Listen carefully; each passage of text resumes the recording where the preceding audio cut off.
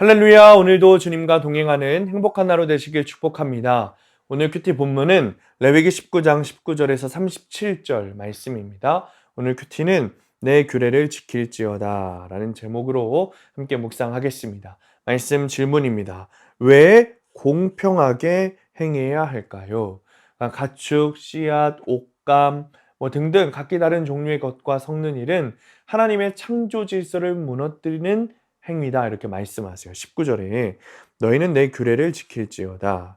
네 가축을 다른 종류와 교미시키지 말며 네 밭에 두 종자를 섞어 뿌리지 말며 또 재료로 직조한 옷을 입지 말지며.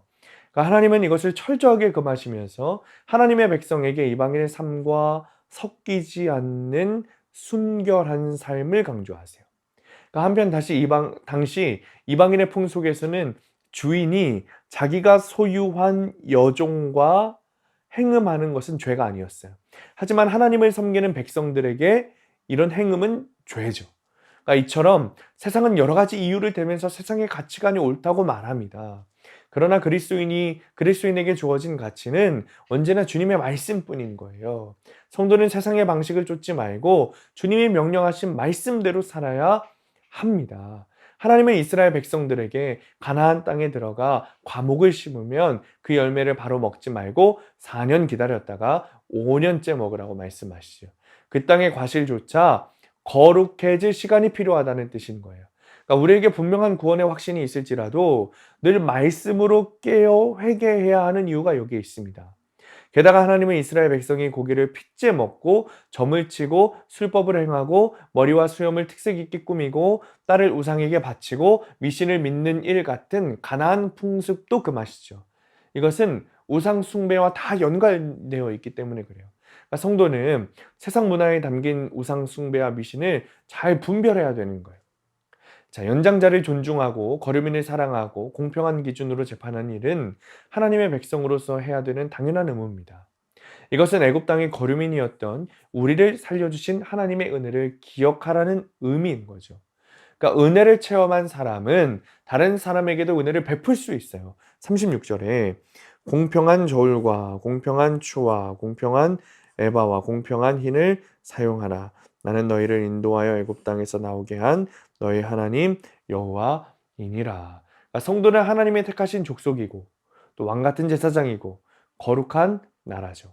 그러니까 하나님은 성도가 은혜 받은 자로서 이웃을 사랑하기를 원하세요. 제사장으로 왕으로 거룩한 나라로 이웃을 사랑하기를 원하시는 거예요. 따라서 나도 이런 사랑을 실천하여 세상의 빛이 되어야 합니다. 적용 질문입니다. 내가 큐티와 예배보다 더 우선시하며 마음을 쓰고 있는 세상 문화는 무엇입니까?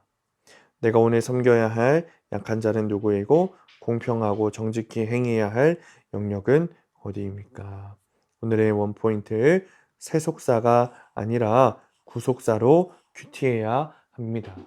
여전히 하나님의 방식 안에서 살지 못하고 세상 방식으로, 그러니까 구속사가 아니라 세속사로 말씀을 보고 팔복산이 아니라 기복산에 오르는 모습을 우리가 회개해야 합니다. 기복적인 삶을 살고 싶은 욕심에서 내려와서 다른 이의 구원을 위해 살아가며 예수 그리스도의 향기를 바라는 하루 되시기를 간절히 축복합니다. 기도하겠습니다. 주님, 우리는 또다시 연약하여 세상의 습관에 물들기 쉽습니다. 그래서 늘 말씀을 구속사로 바라봐야 하는데 세속사로 바라보고 팔복산에 오르는 것이 아니라 기복산에 오르며 주님이 주실 그 세상의 축복만 구하고 있는 우리의 모습들을 또다시 보게 됩니다. 하나님 이 모습들을 회개하고 이제는 팔복산에 오르며 구속사의 말씀으로 내 삶이 해석되고 다른 이들에게 구원의 기회를 제공하는 놀라운 역할을 맡을 수 있도록 그 사명을 감당하도록 주님 축복하여 주옵소서. 예수님의 이름으로 기도합니다. 아멘.